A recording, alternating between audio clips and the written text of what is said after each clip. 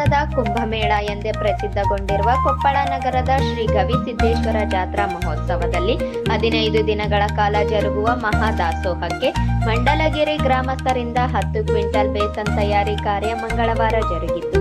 ಕೊಪ್ಪಳ ಜಿಲ್ಲೆಯ ಕುಕ್ಕನೂರು ತಾಲೂಕಿನ ಮಂಡಲಗಿರಿ ಗ್ರಾಮದಲ್ಲಿ ಮಂಗಳವಾರ ಹಬ್ಬದ ಸಂಭ್ರಮ ಮನೆ ಮಾಡಿದ್ದು, ಕಾರಣ ಮಹಿಳೆಯರೆಲ್ಲ ಸೇರಿಕೊಂಡು ಗವಿಸಿದ್ದಪ್ಪಜ್ಜನ ಜಾತ್ರೆಗೆ ವಿಶೇಷವಾಗಿ 10 ಕ್ವಿಂಟಲ್ ಬೇಸನ್ ತಯಾರಿ ಕಾರ್ಯವನ್ನು ತಮ್ಮ ಮನೆಯ ಹಬ್ಬದ ಕಾರ್ಯಕ್ರಮದಂತೆ ಸಂಭ್ರಮ ಸಡಗರದಿಂದ ಪಾಲ್ಗೊಂಡು ಸಿಹಿ ಬೇಸನ್ ತಯಾರಿಸಿದರು.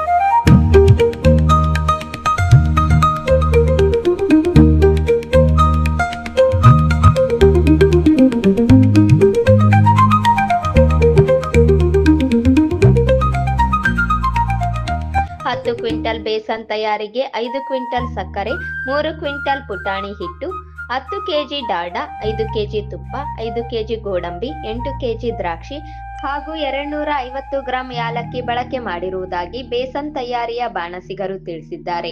ಈ ಸಿಹಿ ಖಾದ್ಯದೊಂದಿಗೆ ಸುಮಾರು 5,000 ರೊಟ್ಟಿಗಳನ್ನು ಶುಕ್ರವಾರ ಶ್ರೀಮಠಕ್ಕೆ ಸಮರ್ಪಣೆ ಮಾಡಿ ಸೇವೆ ಮಾಡಿ ಬರುವುದಾಗಿ ಗ್ರಾಮಸ್ಥರು ತಿಳಿಸಿದ್ದಾರೆ.